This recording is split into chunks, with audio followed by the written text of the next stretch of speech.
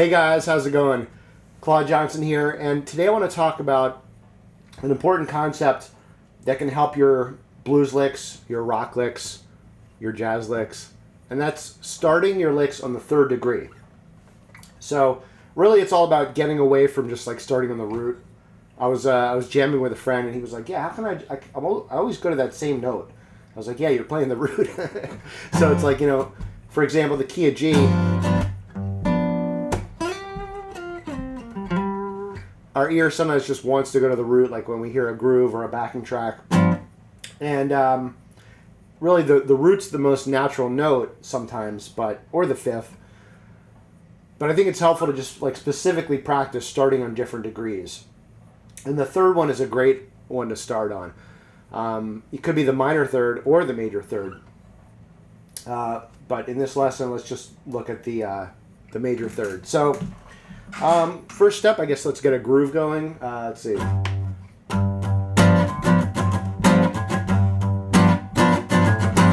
And I guess let's just look at that groove real quick. So let's see. Like a 1, 2, 3, 4, and.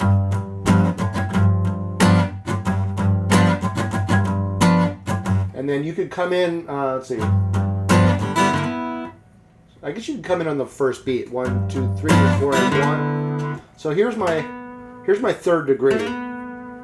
That's the fourth fret of the G string, which is a B note. Okay, so we're in the key of G. That's our B is our third. And what I'll try to do in this lesson is go through each of the 5 positions. Just give you a quick example. But the concept is pretty simple. So you could do this with a backing track. It really comes from a jazz perspective. Like if you were playing through a jazz standard, every chord could be a different chord, and you could start each chord with the third of that chord. Well, what I like to do is kind of apply some of these jazz concepts to the blues, and it can even be as simple as like a 1-chord vamp, like G.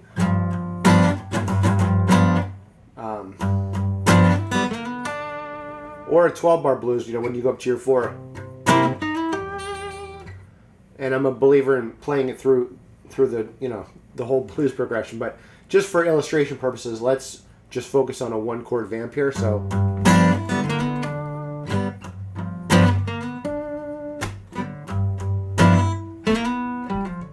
you don't have to. So this is like a simple little 2-note lick. I'm just going from the third up to the fifth.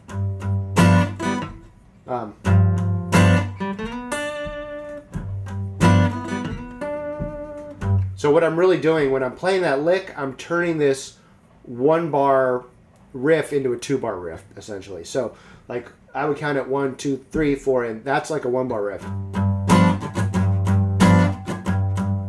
So if I was just playing a 1-bar riff, I would just kind of repeat that over and over, maybe with a little bit of variation.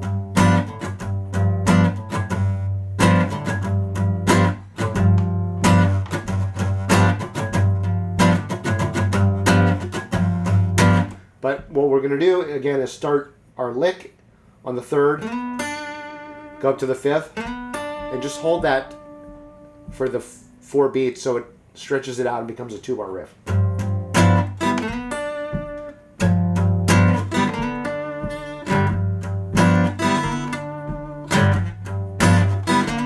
And you can do variations.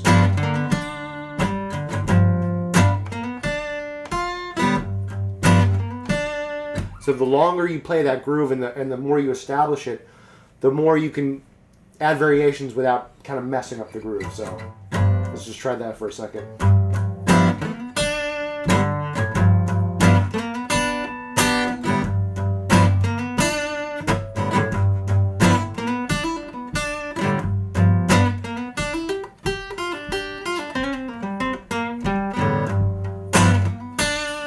All right.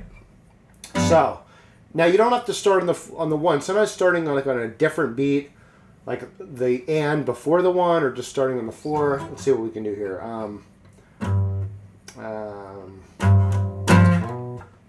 You can start on this third. There's a B down here. So that's starting on the 4, like 1, 2, 3, 4.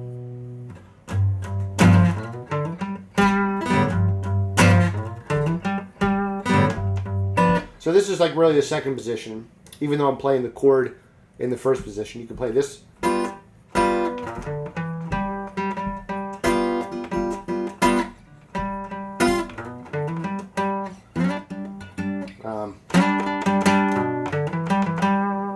Let's go up to the next one.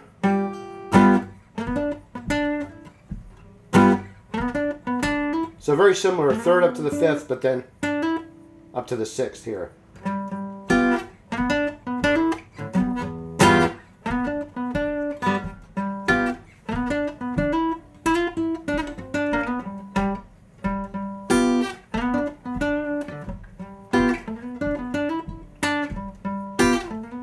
That's just off the top of my head here, so. But yeah, just notice like starting on the third just automatically gives you something pretty musical to work with. Maybe you could change up the groove if we get bored of that groove.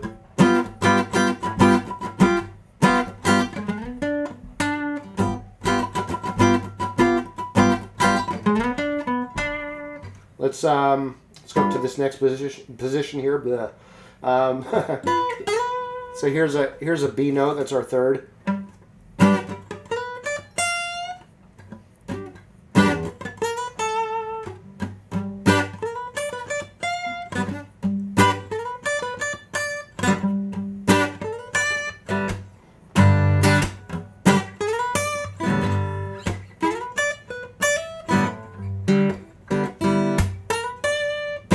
You could use the open strings for a G chord. Or the bass note. Now let's try something else. Instead of just always going up to our fifth, let's just try going back down the root like.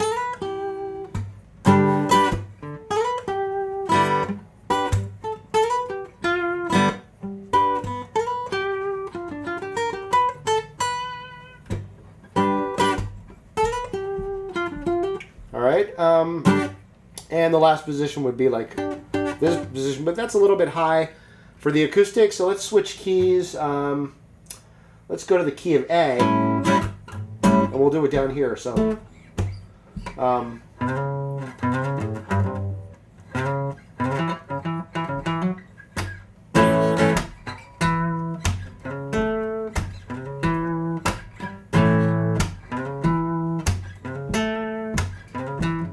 right, so there's an idea.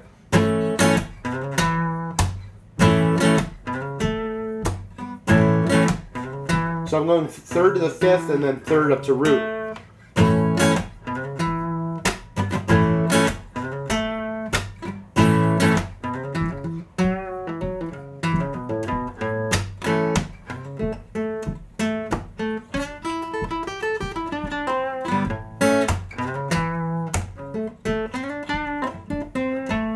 Alright, so that's all just off the top of my head, but just you get the basic idea.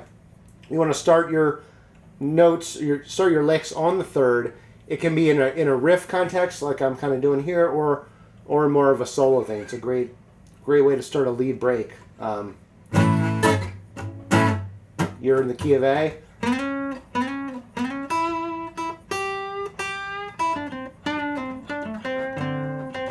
And just, go from there. All right, so hopefully that was helpful. You get the idea. I will tab out some of these licks.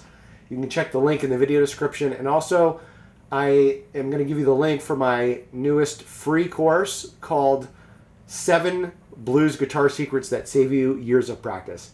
So I really hope you enjoy it, and we'll talk to you soon.